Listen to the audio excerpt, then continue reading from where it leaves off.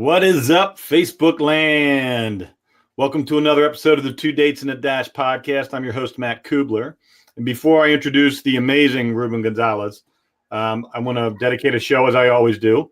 Tonight, I'm going to dedicate a show to, I'm going to be doing a charity podcast this weekend on ALS, the disease ALS. And I lost a very dear friend of mine to that disease. It's a very ugly, nasty, physically destroying disease that just has no compassion. It's a disease with no compassion is the best way I can describe it. So this Saturday, I'm doing a podcast with a guy named Johnny Levi, who is really big into a local ALS charity, and Uda, who is a good friend of mine, Uda Spearman, who passed away from that disease. So I'm going to dedicate the show to people that are suffering with the disease, that know somebody that has suffered with the disease, or people that are working to help find a cure for the disease. So that's who I'm dedicating this show to tonight. The podcast can be heard anywhere. Pretty much you find podcasts: iTunes, Stitcher, Apple Podcast, Anchor, you name it, you can find it there. All right, my man Ruben. So Ruben was introduced to me through another podcast buddy of mine who I was a guest on his show, and he made the introduction. And Ruben is just an amazing story. He is a 4-time Olympian in the Luge, which is the single person going down an ice tube as fast as they possibly can. That's the best way I can describe it. He's over 4 decades. So it's not like, over 10 years or something like that. It's 4 decades worth of competing in the Olympics. He's a best-selling author. He's a world-renowned, world-class motivational speaker. As a matter of fact, he's on location. Just spoke a couple hours ago, and he's in the kitchen of some restaurant hall type thing doing the podcast tonight. So I thank him for making the time, for putting aside some time tonight. And without further ado, my good friend now, Ruben Gonzalez. Hey, Matt. Thanks for having me on your show. It's awesome, man. I'm excited to just dive into Olympics, Argentina, speaking, books, whatever, wherever we go after the first question, we'll figure it all out. But I know you're aware of how the show goes, and I ask one question, and that question is, who is Ruben Gonzalez? And then comes the rabbit hole, huh? The Matt rabbit hole. Oh boy. Rabbit hole. All right. Well, I'd say I'm an ordinary guy that's gotten to do some pretty extraordinary things. And I try to inspire other people and kind of give them a shake so that they will see greatness within themselves and they'll push harder. That's who Ruben is in a nutshell. Well, that cracked the door open for me. So for me, the first question I'm going to ask is if you're an ordinary guy doing extraordinary things, what got you into the position where you said, all right, I'm going to throw myself on basically a radio flyer and zip down an ice hole as fast as possible and become an Olympian? Where did that all start? When I was 10 years old, I saw the Olympics for the first time. And I'm not a great athlete. And this is not false modesty. I'm a slowpoke. I got a lot of heart, but no body to go with it. So I was always the last kid picked for PE all my life. I see the Olympics and I get inspired, and I turn to my brother and I said, I'm going to be in the Olympics. And I was watching the skiers at the Sapporo Games in 1972. And so I got all excited, but it was a pipe dream. And that set me on reading all about the Olympics and Olympic history, philosophy, all the records. I became an Olympic expert, but I was really an Olympic groupie. And because I didn't believe it was possible, so I didn't take action. And my dad got me to read biographies. He said, study great people, you'll figure out what works and what doesn't work in life. And he also always encouraged me to hang around people that I respected, right? Because he said, you become like the people you hang out with. My dad was a chemical engineer, very analytical. And my mom always inspired me to dream. She would always tell me stories about how our great-grandparents came from Italy. They left everything behind and came to Argentina. And then we did the same thing, came to the States. Always willing to give up something good for the promise of hopefully something better. So she was always instilling that dream mentality. And so it really wasn't until I was 21 years old. So 11 years later, I'm watching the Olympics again. I see Scott Hamilton, the figure skater, win the gold medal, Sarajevo Games, 84. And he he inspired me. I thought, if that little guy can win, I can at least play, right? And all of a sudden I had belief. You need belief and you need desire. Belief will get you going, and desire, you want something badly enough, nothing will make you quit. That's what gets you to, fight. I always had the desire, but not the belief. Now I see Scott Hamilton, I'm ready to take action. And I went to the library. I lived in Houston at the time, and I got a big book about the Olympics to do some research, see what I can do. And it took me 5 minutes to realize Summer Olympics were out, because it's all, super explosiveness and athletics. No way. Then I looked at the list of the winter sports. And as I looked at that, the analytical side of my mind kicked in. And I thought, I'm about to put together a plan for the next 4 years. It probably would make sense to base the plan on my strengths. I'm not a great athlete, but I'm persevering as hell. My nickname in high school was Bulldog. So I thought, I need to find a sport that's so tough. A sport's got so many broken bones in it. There'll be a lot of quitters, only I won't quit. And that's how I can rise to the top, by riding the attrition rate. So I had it down to ski jump, bobsled, and luge. I never skied before, living in Houston. That'd have been murder, suicide. So forget that. Bobsled, where are you going to find 3 other nuts who want to do that? Got to go to Jamaica for that. I was about to say, unless you're going to Jamaica. And that left the luge. I'd never seen the luge on TV at that point in my life. If I had, I probably wouldn't have done it. I just had a picture of a guy on a luge, and I thought, that's the one for me. And wrote Sports Illustrated to ask them, where do you go learn how to luge? I didn't even know where the track was. And they said Lake Placid, and I called them up, and that's where it all started. And for 25 years, I white-knuckled it. I hated it because I was so scared. And I was breaking bones. But I looked at the luge as the vehicle that was going to get me to the dream, right? And I focused on the dream. And for me, the dream was to be an Olympian. It was never about the medals, as crazy as that sounds. I just wanted to walk in the opening ceremonies. I want to be one of those guys that had inspired me so much when I was a kid. And so it's always been about that. So what year was your first games? Which games? My first one was 1988 Calgary. And all then, right, so stop right there. You go to Olympics 4 years. 4 years. Yeah. How did you do that? It was, and when I called Lake Placid, I told the guy, I'm an athlete here in Houston. I want to learn how to luge. So I'm in the Olympics in 4 years. He says, how old are you? I said, 21. He starts laughing. He says, no way, man. You're too old. We start them off when they're 10 years old. By now, you have 10 years experience. There's no way. And I knew hanging up the phone is not an option, right? I couldn't hang up the phone because it was going to be over. So I thought, I got to keep this guy on the phone. I was telling my life story, become friends, create some rapport. And I happened to tell him that I was born in Argentina. And he gets all excited all of a sudden. He says, if you'll go for Argentina, we'll train you, right? And I said, why? A minute ago, you weren't going to, train me at all. And he says, well, the sport of luge is that close to getting kicked out of the Olympics. We're recruiting. We're not global enough. There's just a few countries in Europe, the U.S. and Canada. And I said, wow, okay, tell me more. And he said, if you'll go for Argentina, you'll travel with us. We'll even lend you a sled and a helmet the first year. And we're going to have to compress 10 years of learning into just 2 years. You're going to be cramming. You're going to get hurt a lot. But we need to do that because the last 2 years, you need to be in the World Cup circuit competing against the best in the world because you're trying to get World Cup points so that you can be in the top 50. Top 50 get to go. 51 watches it on TV. Ooh. And then he said, well, will you do it, right? And I said, sure, man. We'll go for Argentina. And I said, yeah, sure, I'll go for anybody. I don't care. I just want to be in the Olympics. And so I went, and that's where it started. And the first 2 years, breaking bones left and right.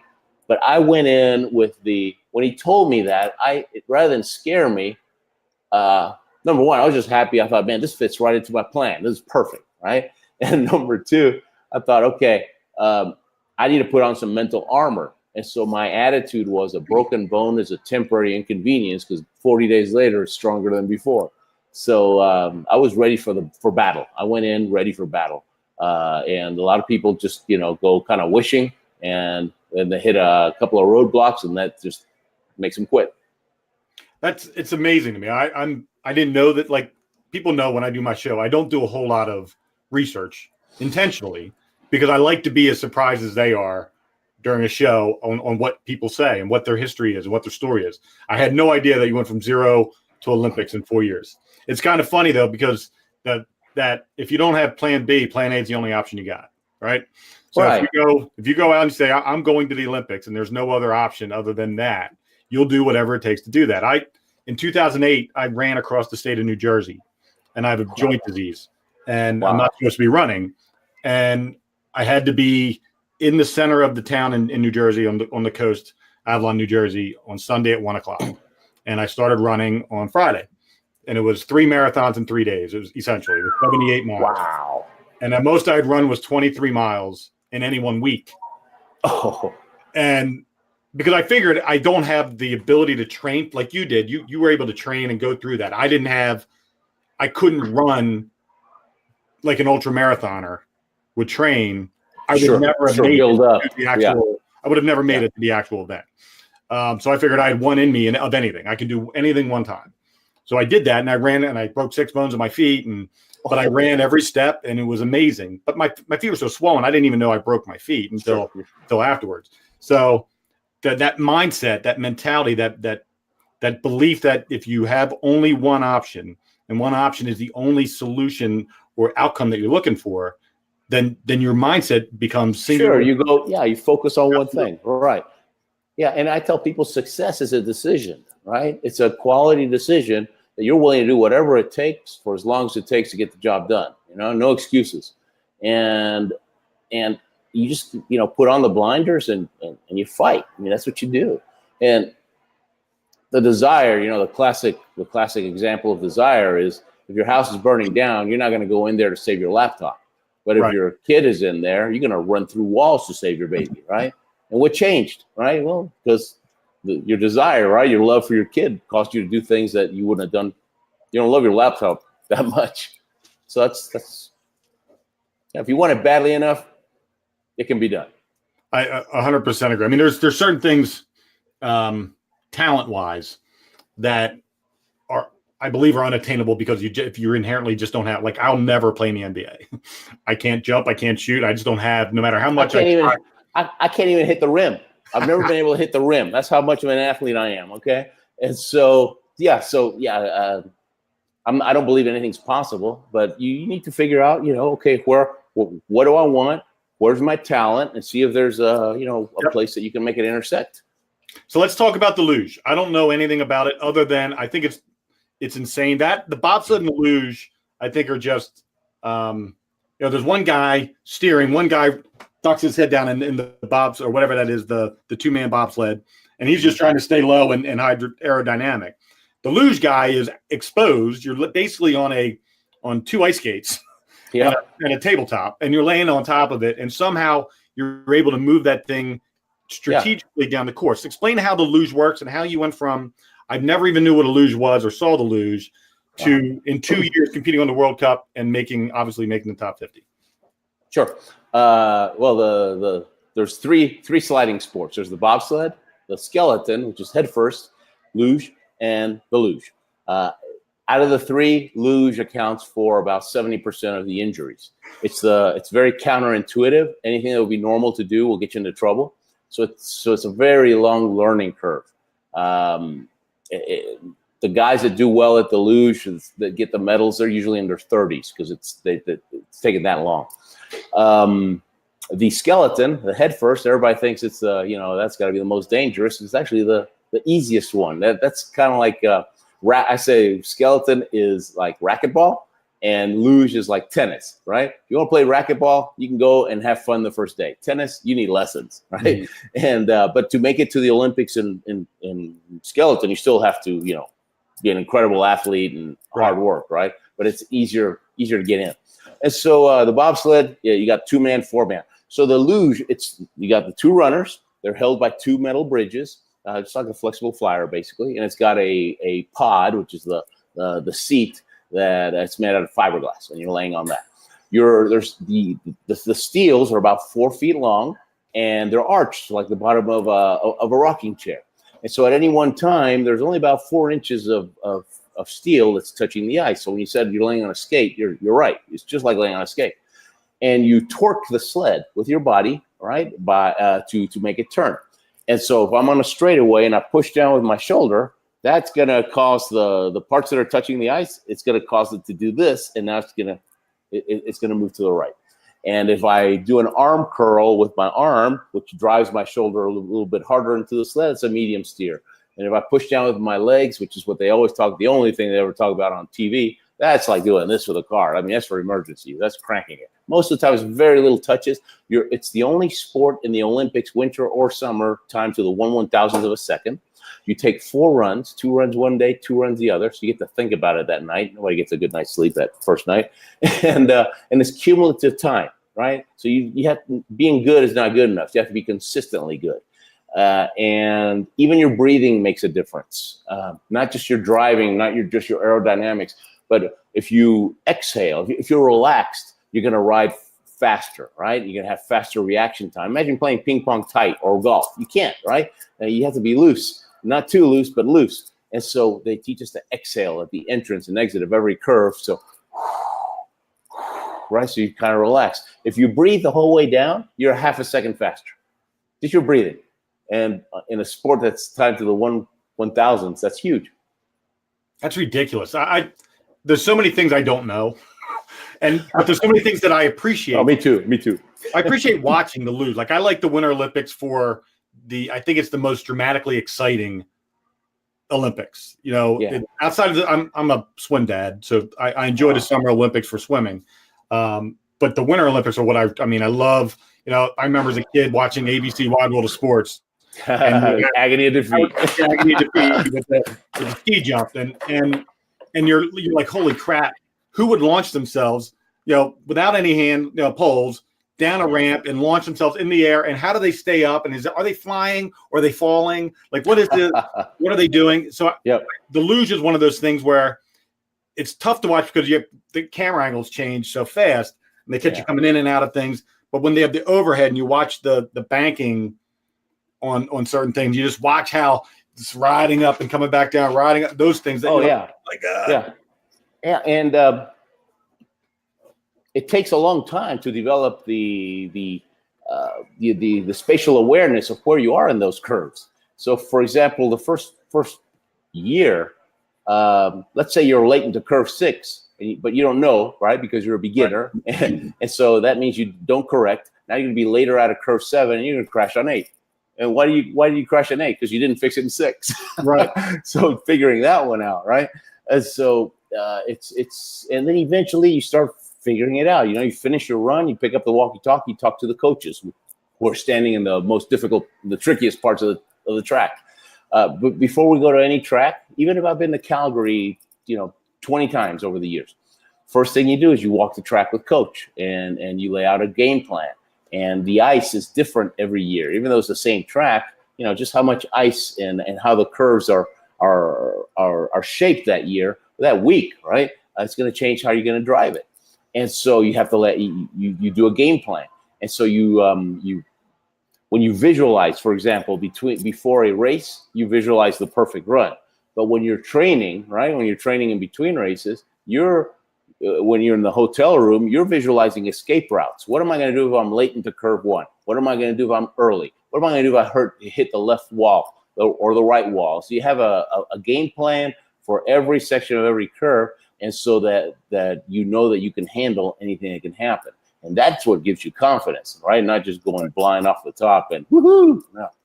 And so this sport, it's funny. It attracts daredevils, but the daredevils don't last past the first year. They're off to something else because it takes so long to learn.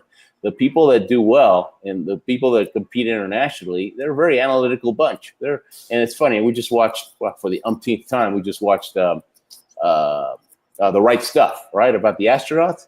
And the test pilots are the same way. The test pilots are engineers, basically. They're not daredevils, and the good ones are. So that's what it takes. It's that kind of mentality. So you did 4 Olympics. What was the age were you at in the 4th? How old were you when you hit? I was 47. 47. Everybody thought I was a coach.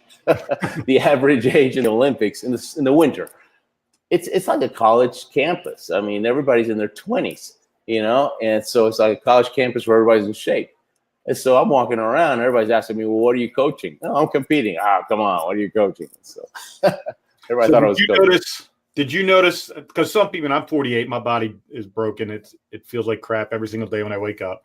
Did you notice, because there's so much strategy and mental toughness and quick reaction mental acuity required in that sport, do you find that you were a better loser? Is that a word? Loser? We call it, yeah. Unfortunately, yeah. Luge is a French word that means sled. So I joke around that I'm a born loser. Yeah. We'll do it with a French accent, make it sound loser. Yes. Were you a better loser in your fourth Olympics? Oh, yeah. Knowing all that you knew, even though you were older than you were in the first? Absolutely. And I went back. I did 88 and 92 back to back. Then I quit for about 6 or 7 years. And then my coach talked me into coming back. And I started training for Salt Lake City. And I told the coach, I'm only coming back. This is 5 years before Salt Lake. So I'm only coming back if you'll teach my brother, right? And so he started learning, and he made it by the skin on his teeth. We made Olympic history. First time two brothers compete against each other in the men's luge. And then I quit again, and 7 years. And during that time, I was building my speaking business. And then I got the itch again. I got this weird 7-year itch, and started training again for Vancouver. I made that one. And then 7 years later, which was last year, I went to I got the itch again, right? So I went to Calgary, 55, just to see, mainly as a test, right? See if I could even handle the G forces, because your head's hanging off the end of the sled and you're pulling 6 Gs on some of those curves, especially if you come in late and you get whacked. And so, and I was strong, so no problem. But mentally, I was stronger than ever before. I'm sliding better than ever before. I'm actually listening to the coaches and applying what they say right away. Right, I trust them, and it's kind of like a back to the wall mentality. Right, you do whatever. They still tell me that you need to trust yourself. Still, you don't trust yourself as much as you should. But thank God you're listening to us for a change.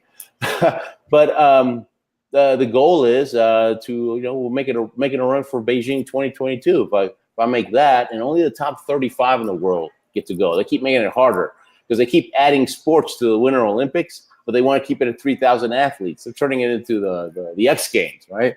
And so it used to be top 50, now it's top 35. And but coaches are saying you got a shot. And so now with my old body, they're saying you need to, you're sliding better than ever before. Your initial pull is strong. You're strong like an ox, but you're paddling right at the beginning. We have spikes on our fingertips, and you paddle 3 or 4 times depending on the track to build up speed, right? Because that's the only chance you have to build up speed. The rest of the time you're losing, right? You can only make mistakes that are going to make you worse. And so I said, man, you paddle like a little girl. You can't even get yourself down to the ice because you're so stiff. You've been sitting at that desk too much trying to get gigs.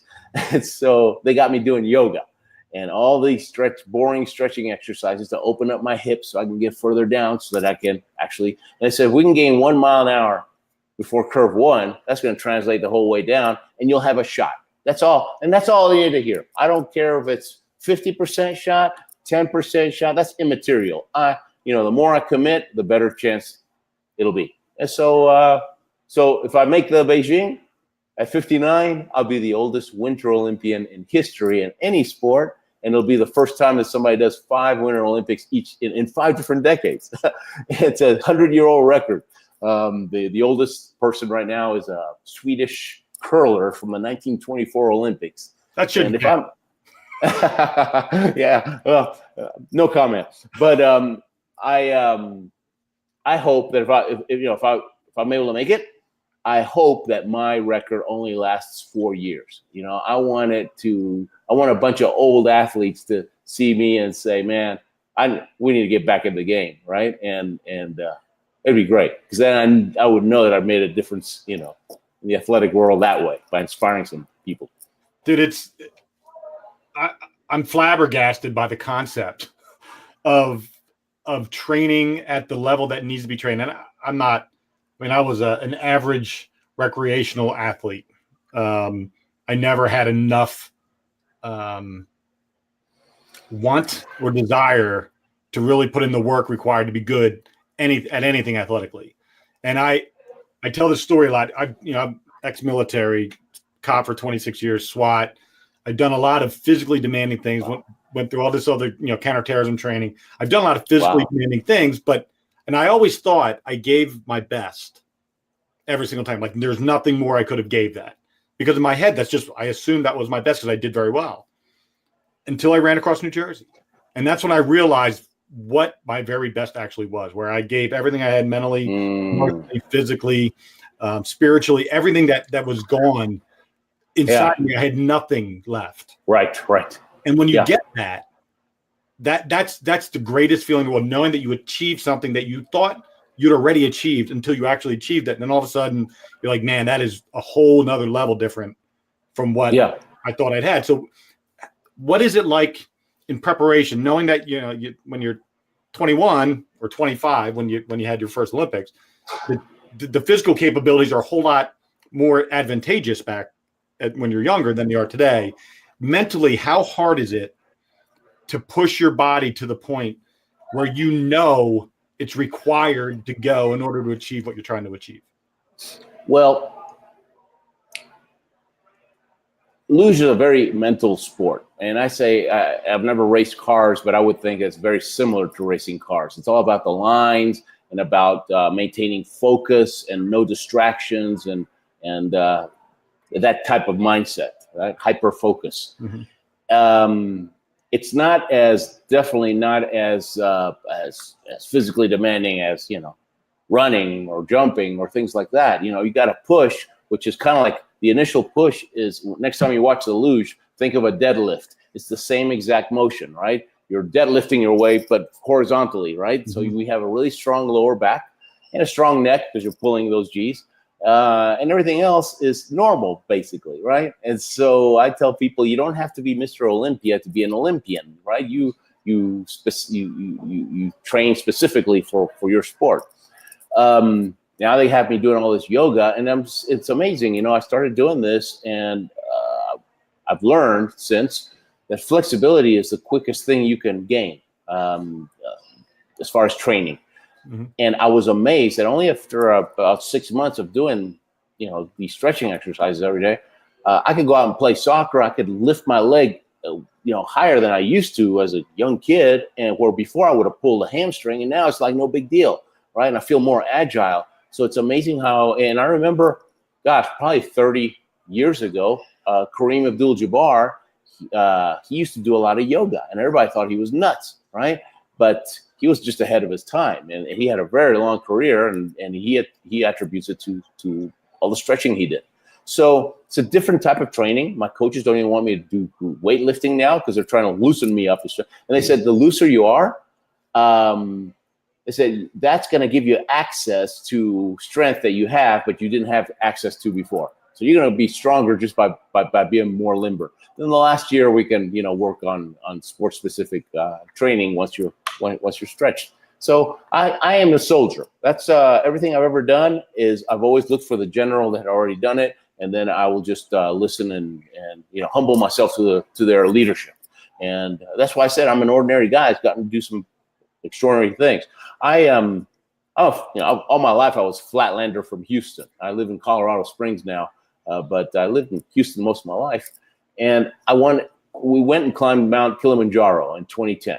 We hired a guide that had climbed. He's climbed Everest. He's climbed Kili a bunch of times. And what you said about New Jersey, the last day and a half of climbing was about 18 hours out of the 24 we were climbing. And I've never been so tired in my life, like after that 18-hour push. And I felt the same way. I thought, oh my gosh, I've always, all those times that I thought I gave it my all, I didn't even give it 40%, right? Because it's all right here. Vince Lombardi said, your body can do almost anything. It's your mind you have to convince. And boy, was he right. Yeah, it's amazing. And I think in when it comes to just peak performance training, period, in whatever you're doing, whether it's for people who are super intelligent, just trying to get them to focus on taking tests better, or athletes or really smart CEOs who are sometimes squirrels. Oh my God. And they're looking all over the place. You got to keep them focused. The peak performance training is key, and getting people to understand that the brain is literally the thing that stops you from performing. your brain will go way earlier than your body ever will. And I remember during mile 40 on my run, I had a seizure, a full muscle seizure. My body seized up on the side of the road. And I remember thinking to myself, I think I might die here. And it was raining and trucks are splashing water on me. And somehow I was able to negotiate with myself to get up and run, not fast, but not walk. Keep going. Yeah. Keep going. And one more step. Yeah. And the worst part is and I don't know if I purposely put myself in a position where it was just continually mind effing myself every 10th of a mile, but along the highway I was running on were the white little stanchions, the plastic stanchions with the mile markers on them. Yeah. And they were every 10th of a mile the whole way. So it wasn't, when I feel like I'm running far because I'm exhausted and I see 0.1 more that I went, and I'm like, I felt like I ran. That's a victory. Yeah. And I went 0.1. In my head, I'm going, I'm dying, and I'm not getting any farther. And exactly what you just said, I started looking at each of those 0.1s as my next goal. Yeah.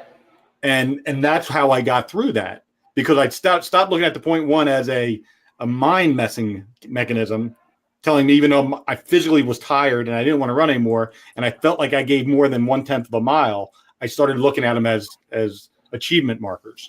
Yeah. And that's how I got past that. And that's, I think when you talk about an ordinary man doing extraordinary things, I think what you did was you found, first of all, it was brilliant to find something that you were able to do. Like when you say, okay, what is it? I want to be an Olympian. What are my options? And you found the options that worked. And then you figured out, you unlocked the code on how to become that. And I think that's something that people can take from this conversation we had, is that you weren't the greatest or fastest athlete. You weren't the most gifted. You weren't the most talented. I got to play with the big boys. That's that's it. 4 times. Yeah. That's insane, dude. And hopefully 5. So let's transition a little bit. As much as I could talk about this all day, but I think there's so much depth to who you are. I think the transition from being an Olympian to being a speaker is you hear a lot of athletes become speakers. So it's kind of a given that they're going to try to get into the more of the motivational, inspirational world, but not many of them become as gifted at it as you do. How did you begin your speaking career, and how did you grow it into what it is? I used to sell copiers in Houston. I'm a shy guy, believe it or not, very introverted. And about a month before the Salt Lake City Olympics, 2002, this little kid in my neighborhood, a little 5th grader, he said, "Hey, Ruben, when you come back from the Olympics, will you be my show and tell project at school?" And I picture show and tell when I was a kid, 20 kids, everybody showing something off, right? I thought I'll be in 5 minutes. Yeah, sure, no problem. And I thought, finally, I'm going to get the gold medal at something, right? I'm going to kill, no prisoners, right? I took the sled, the helmet, the torch. I was the torch bearer, so I was going to win. I go to the school. Principal takes me to the auditorium. It was actually the cafeteria, and all the kids are sitting on the floor, 200 of them. They turned it into an assembly, but they didn't tell me. And he said, "You got 45 minutes, have at them." And I thought I was going to die, right? I mean, I shut down when I'm sitting at a table with 5 people. I become the wallflower. I'm happy to be there. 200 kids, I really thought, I'm dead. And I said a prayer. I thought, God, what do I do now? And what I felt I needed to do was just tell them your story and give them some tips. It'll help them reach their goals. And I did. And afterwards, the principal said, "Man, you got a gift. You're better than people we pay. You need to do this for a living." And I said, "Well, you get paid for show and tell?" And he starts laughing. He goes, "No, man, it's a speaking profession. Don't you know anything?" And obviously I didn't. But he was so in my face about it that got me thinking. And for the next 3 days, I was thinking about it, and I quit my job. I thought, if I can, that was fun. I'm being myself, actually. Maybe I can inspire some people to really go for it in life. And if I can sell a copier, I can sell a Ruben too. And I just started hitting the phones. It's funny. I got a weird, one-on-one, I'm fine. Like, we're having this conversation. When I'm calling someone on the phone, it's the same way. The same dynamic. So I built a business like that. And first it was all the schools in Houston. And then slowly, word got out. Now I do lots and lots of sales kickoffs for big companies, because my story takes people's excuses away, right? They walk out thinking, man, if that guy can go to the Olympics, we can do anything, right? Now they start calling their chicken list, all those people they were going to call once they became successful. And so it works, right? There's good ROI for them.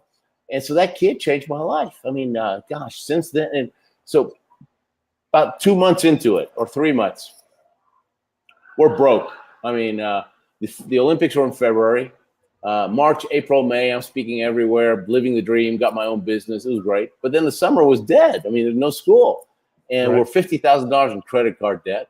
And by the end of the summer, by August, we're on food stamps. I mean, 3 months behind our house payment, came that close to losing the house, shot our credit, top of the world at the Olympics in February, and totally humbled by August.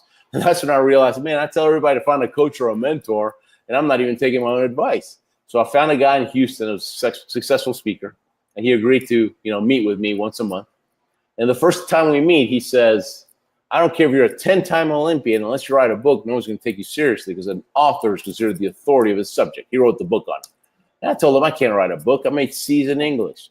He says, you got a great story. You write it down. We give it to some A students. They clean it up for you. They're just grammar. And I thought, wow, I didn't think about that. He goes, yeah, it's called editing. So shut up and sit down, right? So that's how it all started. But see, that's the magic of having a mentor, because something that looks like Mount Everest to you, like the end of the world, it's a piece of cake to them because they've been through there. And so they'll show you the way. It's just like having a coach. And so that's how I work. No matter what I want to do, I find the person that's done it. And a lot of people, they hesitate, right? So, well, I don't want to waste their time. Well, as long as your attitude is you're going to work your tail off to reach that dream, that goal, you're going to listen to them and take action, you're not wasting their time. Because, you always hear about, oh, yeah, that guy's successful, but he's empty inside. Or she's successful, but she's always looking for something else, right? Well, yeah, because success is not the gold medal. Success is the silver medal. Significance is the gold medal. And the only way you get to significance is to help other people become successful. So you're helping them get the gold medal as they help you get that silver medal, and it works out. But if you're just there to be an eternal learner and you don't want to do anything, then don't bug them. Right. The mentor program idea is literally the key. It saved my life. I mean, I got a mentor not by choice. I got in trouble when I was 16, and a local cop became my mentor, and he's still my mentor today. And really? Whether it's for youth, and I have a mentorship program that I have, and I mentor kids. Oh, cool. And the key to any success story, I believe, is that every person wants to believe in something and someone, and they want that person to reciprocate and believe in them. And when you can find a relationship that, whether it's professional or personal, those are the things you're searching for. And when I have a mentor, I have several mentors, but that's that they believe in me, and I trust in them to give me that guidance that I'm searching for, knowing that they're coming from a place of seeing me be successful. They see something in you, and that gives you hope, right? And you're running on their belief until your belief kicks in, and it's so important. So now you're a two-time. How many books do you have? 3? 5. Working on number 6 now. Number 6. Wow. Yeah. They've been translated to 10 different languages, and they're actually bestsellers. Okay, they're not like those fake Amazon bestsellers, right? No, dude, we can have a conversation about that. No. I've sold hundreds of thousands of books, or people have bought them. And so I pinch myself, because my whole life's a God thing. I mean, non-athlete, 4-time Olympian, shy guy, keynote speaker. I've spoken to over 100 of the Fortune 500 companies. Made C's in English, and I'm a best-selling author. I mean, go figure, right? Well, it goes back to something you said very early on. Your persistence level, your ability to persevere, is what ultimately has defined, just from what I'm hearing in this 39 minutes we've been on air, that is your gift. Yeah, that's my superpower. Yep. Yeah. And some people don't understand that I have a gift of understanding human behavior and body language. I learned that from my brother, who, and we have never really had a conversation about anything about me, but my brother was autistic and stuttered, and he passed away in a car accident when I was 18 years old. And over the course of my life, I learned how to understand human behavior and body language, unbeknownst to me, through him. Wow. Because he couldn't speak, he couldn't share what he was saying, and he was emotionally and mentally disabled. Back then, he was mentally retarded. Today, he would be a highly functioning autistic person. And I learned how to understand what he wanted, what he needed, when he wanted it and needed it. And it's translated into every aspect of my life. Wow. And it wasn't until many years later when I wrote the memoir about my brother that I realized that that's the gift that he left me. Wow. And the ability to understand people. And this evolution for me of losing my brother, spending 13 years in depression, to writing his memoir as my healing process, to going out and sharing his story with others and becoming an inspirational speaker and a podcast host and mentor and all these things. This is his gift that he left me. Yeah. Yeah. And everybody's got a power. Everybody's got something inside. Oh yeah. You have to find it. Make it different. Yep. I mean, God didn't make any junk. No, he certainly did not. And I think the thing I take away from this conversation today is that not only are you an amazing story because you did something that every one of us at some point in time watched an Olympics and said, man, I wish I could do that. So you lived out a childhood dream that most people try to have or think about, but never actually go and make that first step towards achieving. And secondly, you then turn that and you use the same process of achievement and how you achieved towards becoming a successful speaker, towards becoming a successful author, and whatever else it is you end up doing with the rest of your life. Yeah, and do the same process. Yeah, and what I think, I think if I'd have won the gold medal, I wouldn't. It would hurt my speaking business because people wouldn't relate to me. But when I'm speaking to a group of people, I work hard using self-deprecating humor the whole time to get them to understand that, hey, I'm just like your neighbor, okay? And once they get that, then I bring them up and to try to get them to instill belief in them, right? And it's funny, sometimes I'm speaking big Fortune 500 company, and all the VPs are sitting smacking them in front of the stage down the big table. And I'll look at them and I'll say, guys, you could have brought in Michael Jordan or Tiger Woods or somebody like that. They would have told your people the same exact things that it takes to succeed. But everybody would have walked out thinking, well, that'll work for Michael. That'll work for Tiger, but that won't work for me. But when I'm done with them, they're going to walk out thinking, if that'll work for Ruben, that'll work for anybody. And I'm a lot cheaper. You're getting a good deal. And they'll look at each other and they just start laughing like crazy. But it's true, my goal is to become the audience members' Scott Hamilton, to do for them what he did for me. That's amazing, dude. And I think it's a great way to end the show. I don't want you to go anywhere. Hang tight. When I close out the show, we're going to speak off air. Cool. So just hang tight. But everybody, thank you for those that watched and commented. Some really cool comments. And once you go back and look at the comments, you'll really enjoy those, Ruben. But everybody, thank you for watching this episode of the 2 Dates in the Dash podcast. Once again, I'm your host, Matt Cubbler. Ruben Gonzalez has been an amazing guest. I think I've done 33 shows now. This is top 5 favorite. Granted, there's only 33 to choose from, but you're in my top 5 favorite, most exciting, interesting, intriguing shows that I've done. And I'm very thankful that you took the time today out of your schedule to do the show for me. And I hope that it helps motivate, inspire, and give hope to my audience and people around the world that'll watch the show. So thank you very much for that. Everybody, have a great night. God bless, and go out and be kind to one another.